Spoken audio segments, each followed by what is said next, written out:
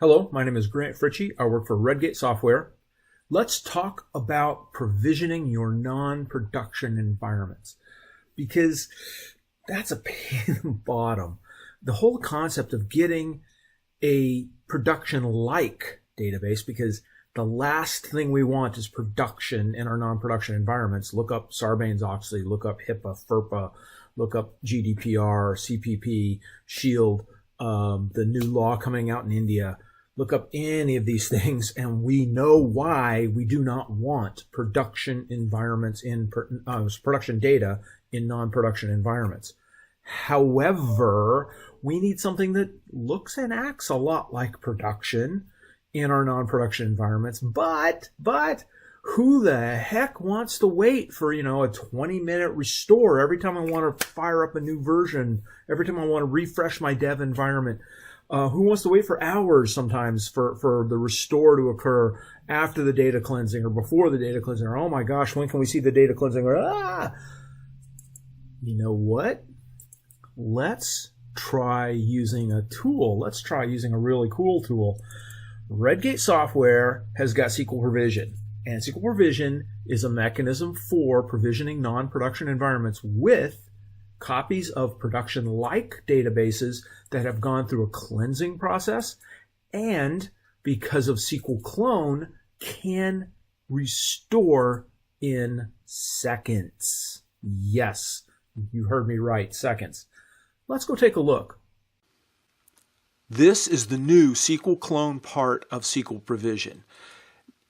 Instead of the old screen, which probably wasn't always completely clear what's going on, the new machine has got a lot more information showing you what's happening, what kind of summary, how many images, how many clones on how many machines, which ones are available, which ones are online, some information about them, and recent activity that you've done with SQL Clone.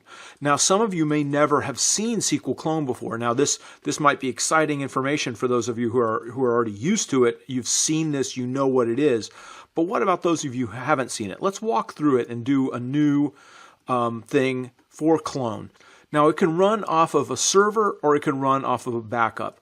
I prefer to run it off of a backup for a couple of reasons. One, it makes it a little safer for me that I'm not directly connecting up to a server instance, especially not to my production server instance, and that I'm doing some protection there. And frankly, by accessing the backups and reading from the backups to create these clones, I'm actually doing a validation of that backup to ensure that it could, in fact, restore to a database if I needed to. So it's a great way to do an extra test on my backups on the fly. So we're going to hit continue. Now we have to pick a server, so I'm just going to do my local server here. And it's going to validate that, yes, in fact, it can get into it. And then we're going to restore from a backup of AdventureWorks that I have here locally. Let's hit continue. And it's going to validate that that's a good backup, that's compatible with the rest of the system. And sure, there it goes. It's ready to go. Now, at this point, I could modify the data inside that thing using either a SQL script if I want to generate my own, or using Redgate Data Masker. So I could set that up and make that run too. I'm not going to do it right now. I'm just going to skip the modifications for the moment. And then we have to have a place to put this. I'm just going to put it locally. It's on my server, on my C drive, in an images folder. You could put it on shared locations. As a matter of fact, you probably want to put it on shared locations depending on where you're at in your process of doing it. But it does vary. And we'll hit continue. And so once it knows that it's going, then we have to give it a image name, and we'll just call it, new provision. And once we've got it all set up, we know which server we're using to validate stuff. We've got the backup that we're pulling it from. We've got the compatibility level. It's Windows 7 or 2008 R2 or later. The image destination, and then the name of the image. And we will then create an image from this. Now, this part of the process, creating an image, takes about as long as running an actual backup. And so I've created a new image, and now it shows up, on here is that I've got a new image. We called it new provision. And from that image, I can now create clones. And so I've got a couple of existing ones. One I created at SQL Bits, another one I was trying out with AdventureWorks. And we're just going to use the one that we just created. We're going to create new. We can apply templates.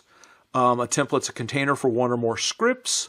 In this case, we're not going to do any. I'm going to skip the modifications again. We do have to connect up to an instance of SQL Server someplace. And once we're connected, we can then create the clone, and we'll call it, video demo. If we type correctly, and create clone.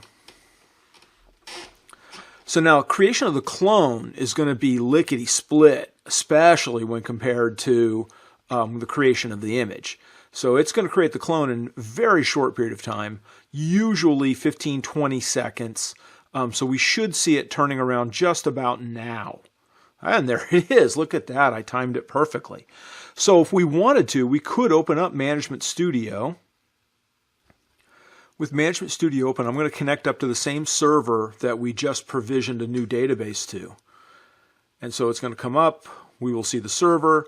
And if we click on the list of databases, you can now see that we've created this database down here, video demo. So you can see that that database is now created. And if we take a look, it has all the tables from AdventureWorks. So even though it only took us, 15 seconds or so to create this database, it looks like to SQL Server a fully functional SQL Server database. And we could run queries against it and do all the kinds of fun stuff against it that we need to do.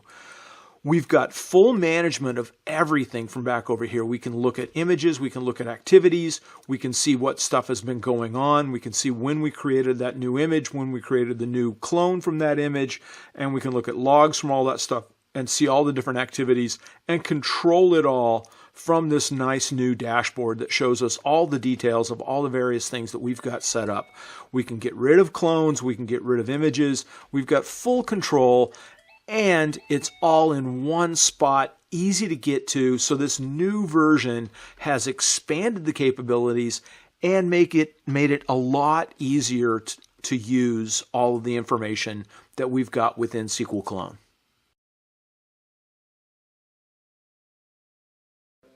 Okay, so now hang on, we're not done. Don't go away. Hit that subscribe button wherever the heck it's located.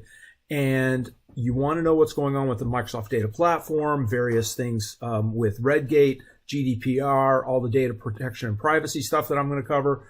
You want to subscribe so you get the information right away. That's really important. Now, before we go, let's talk about provisioning just a little bit more. Now, I didn't go into a whole lot of detail about the way that we do the data masking. I've got other videos that have covered some of the data masking aspects of things that you want to do within your systems. And so you're going to add this into what you're doing along with SQL Provision and along with SQL Clone to make sure that you've got mechanisms in place that automate these processes so that you're not simply looking at a manual process, because manual is slow, manual is error prone, and the last thing we want to be with this type of information is error prone. We want to automate it in order to control it. And that's the key here. Automation is control. And that's a big part of what we're going to do to protect our production data from getting into our non-production environments. That's it. My name is Fritchey. I work for Redgate Software.